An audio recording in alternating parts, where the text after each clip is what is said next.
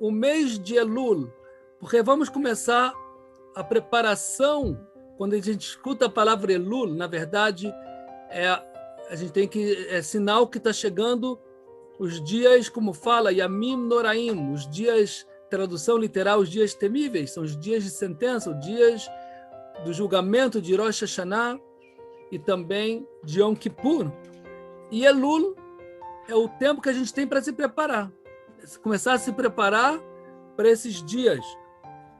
O que significa, primeiro, para saber o que se preparar, tem que saber o que significa o julgamento. O julgamento de Rosh Hashanah e de Yom Kippur não é como a gente está acostumado, como tem uma prova no final do ano, que vai ver o quanto cada um sabe.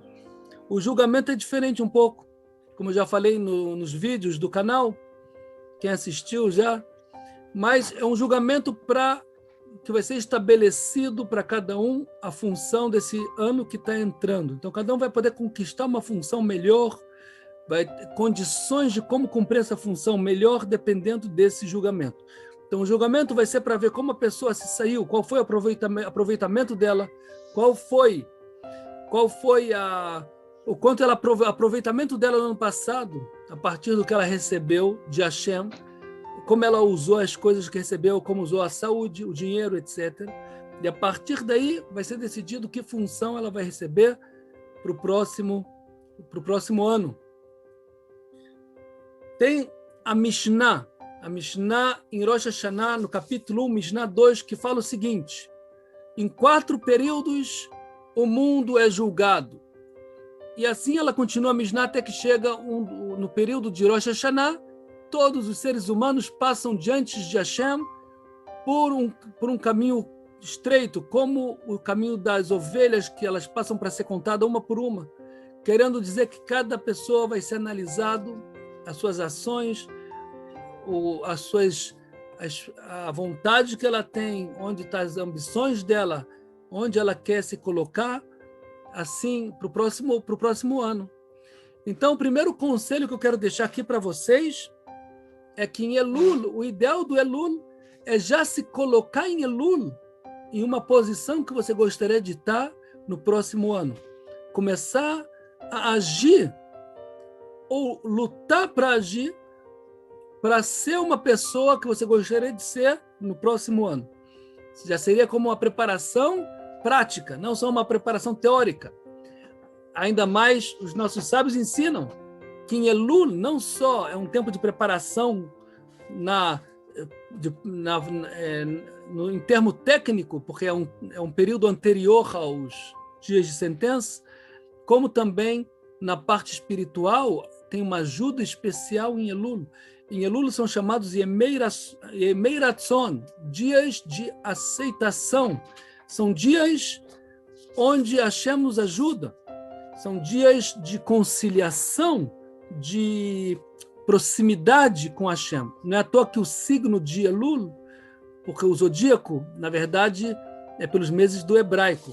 Se vocês prestarem atenção e verem que no português, nos meses do mundo afora, janeiro, fevereiro, não é um signo inteiro. Janeiro não é um signo inteiro. É uma parte do dia 20, 22, até o dia 22 do mês seguinte, é um signo.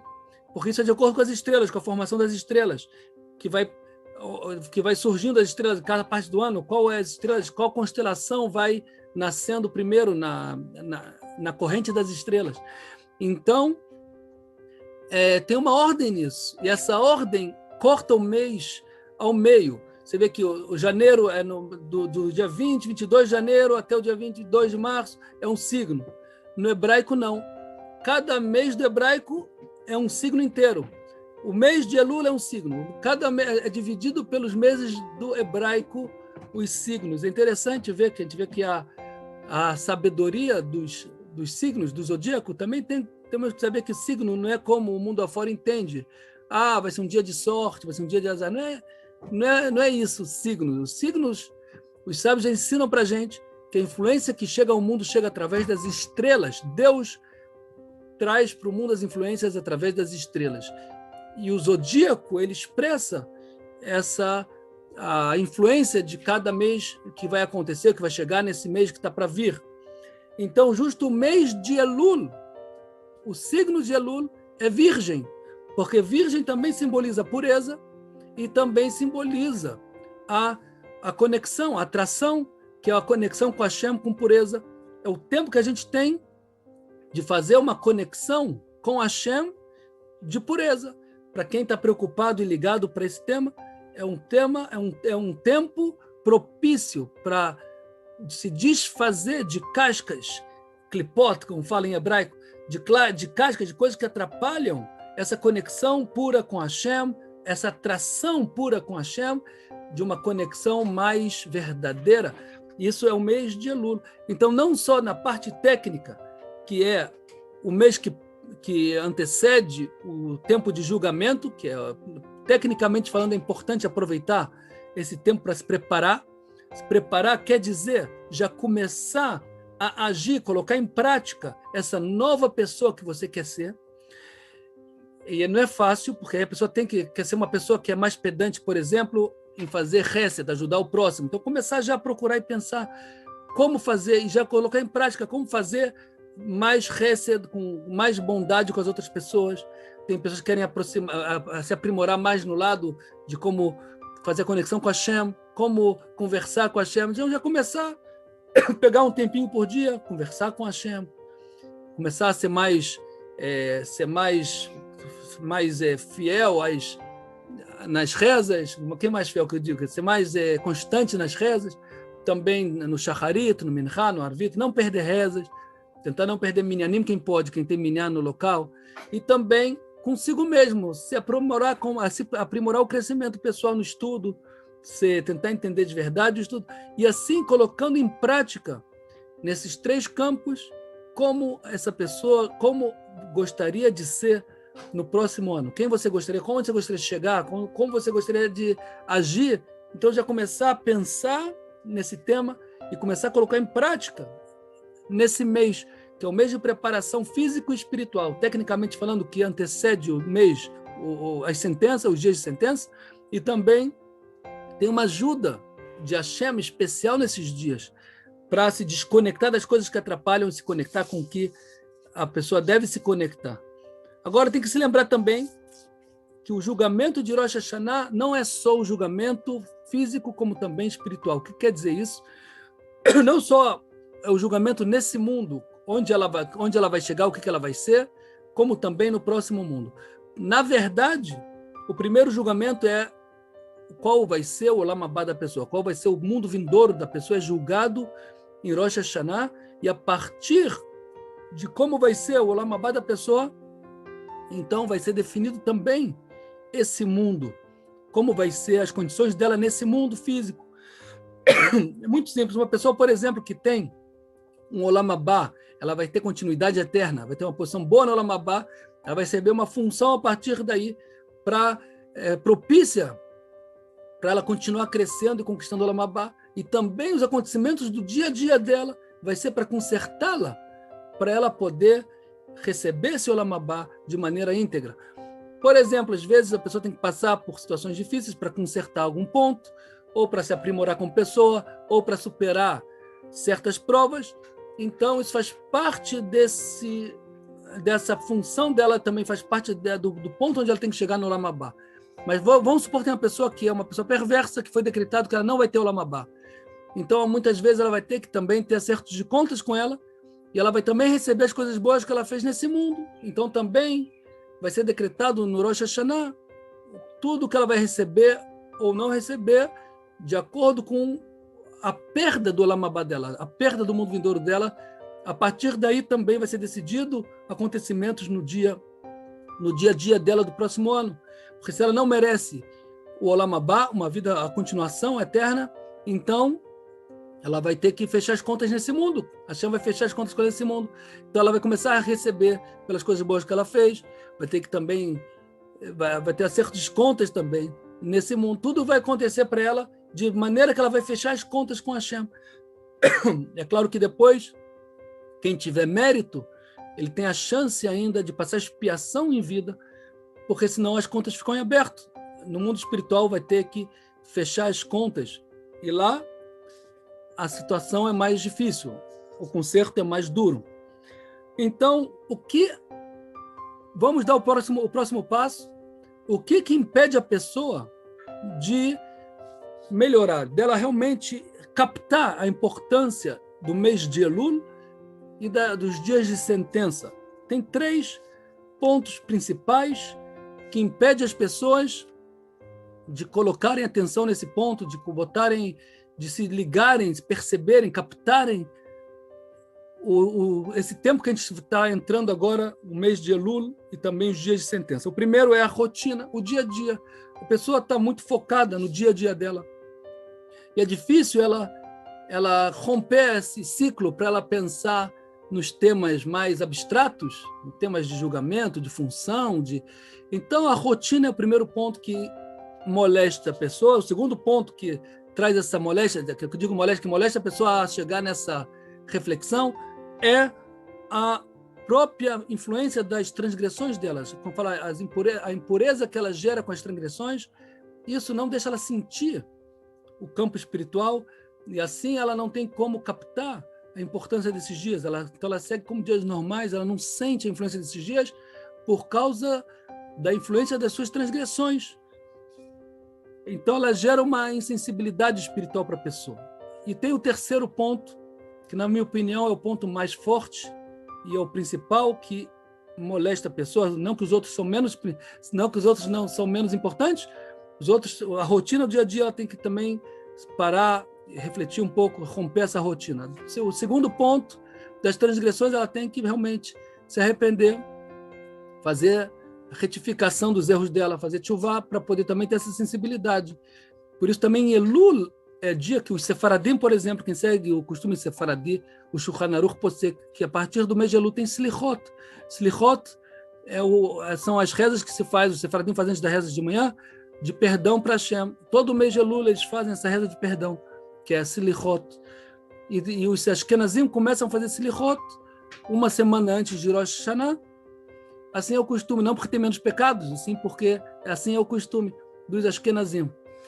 Alevai, né? Quem dera todos nós tivéssemos menos pecado. Porém, a partir de Rosh Chodesh, já também os Ashkenazim tocam shofar na reza de Shacharit para despertar a tchuvá. Isso também é o tema da tchuvá que a gente falou, que é importante se despertar para a tchuvá e pedir perdão pelos erros e retificar os erros que a gente tem nesse período. Isso também vai gerar para a gente uma sensibilidade espiritual maior para sentir a importância desses dias. E o terceiro ponto que impede a nossa percepção, captar a importância desses dias, é a força que a gente tem, eu vou chamar isso em português de imitação, seria a influência social. A gente tem uma tendência de nos focar a sociedade e agir como a sociedade. A partir dessa força também, por exemplo, é usada nas propagandas, eles botam uma pessoa famosa que bebe tal bebida, então você quer imitar ele. A gente vai falar, eu não quero imitar ele, mas isso entra no subconsciente da pessoa. Existe uma força, senão eles não investiriam tanto dinheiro em propaganda, se não funcionasse. Uma força de querer imitar. Então entra uma moda de roupa. Você vê que as pessoas entram num estilo, uma moda, um estilo novo que as pessoas querem vestir. Porque aquela minha amiga veste, aquele meu amigo veste. E a pessoa também quer fazer parte, que também quer, como seria uma imitação, uma tendência de querer imitar os outros. Isso existe no subconsciente da pessoa e a partir daí as pessoas que são peritas em propaganda eles fazem muito dinheiro com isso. Não é que isso não existe. Qualquer um sabe que bota uma pessoa famosa bebendo uma bebida, essa bebida vai vender mais. Todo mundo quer ser como aquela pessoa. Não todo mundo, mas subconscientemente falando, pode-se dizer que sim, quase todo mundo quer imitar aquela pessoa. Mesmo que eu vou falar que eu não quero, mas no subconsciente tem uma força também natural do ser humano que ele gosta de imitar. Então a Torá nos ensina a não ser assim. A gente tem que lutar contra isso. A gente não pode ser, como fala uma expressão carioca, não sei se é no Brasil inteiro, né? Maria vai com as outras. Tem uma expressão assim.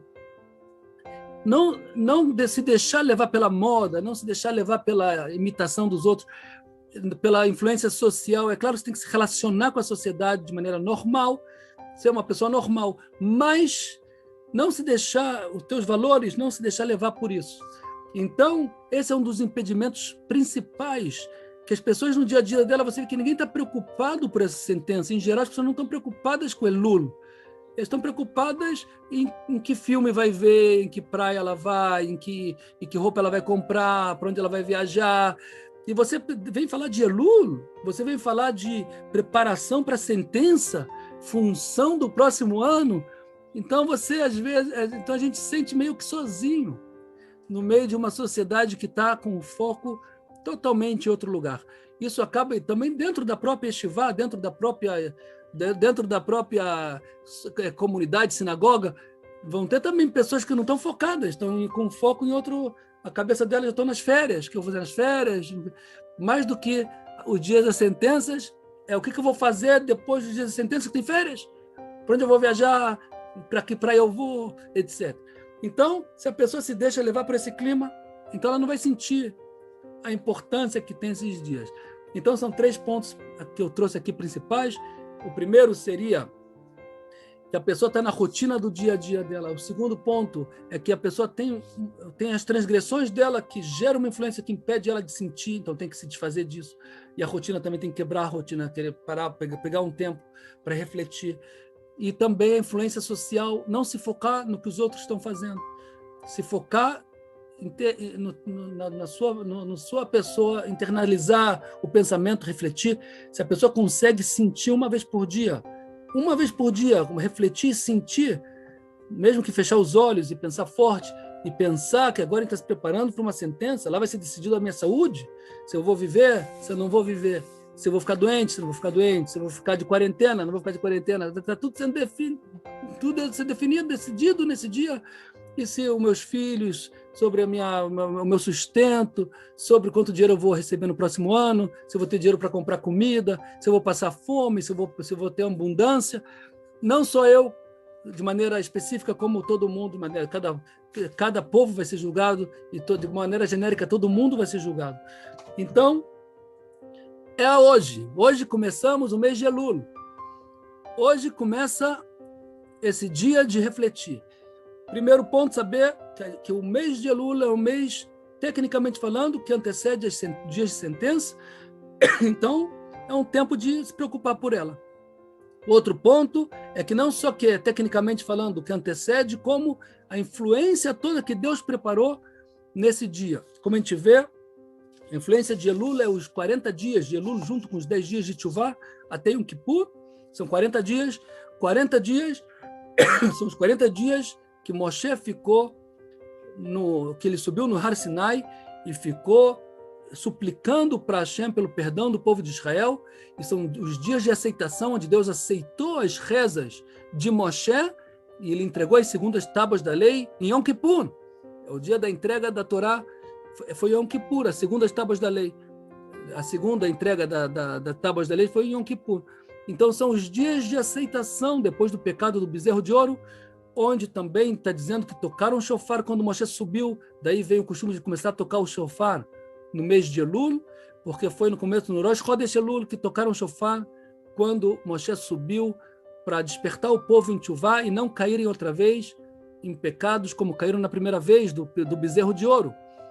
Então, essa é a dica que eu quero deixar aqui hoje. Também eu posso acrescentar outro ponto, que uma pessoa que tem um julgamento muitas vezes menores, que é um julgamento por uma questão financeira, às vezes é um julgamento por $1.000, ou por $10.000, ou até menos, e a pessoa já fica ansiosa, já fica apreensiva, o que vai ser, o que eu vou falar, o que eu vou me justificar, ainda mais quando aqui se trata do sustento dele, e da saúde dele, da família dele, e não só isso, também se trata do mundo vindouro dele, está sendo julgado se ele vai ser esses que vão para o mundo vindouro, ou esses que vão não ter mundo vindouro.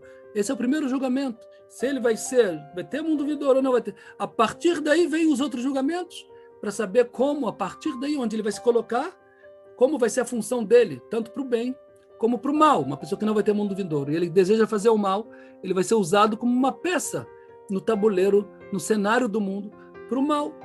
E se ele deseja fazer o bem, então para o bem. Então, estamos aí no mês de Elul. É a hora de começar a se preocupar com esse tema com muita alegria, que a gente tenha essa consciência, não com pavor, não com pânico, não com pressão, o contrário, com muita tranquilidade, com muito amor, porque Hashem, ele quer o nosso bem.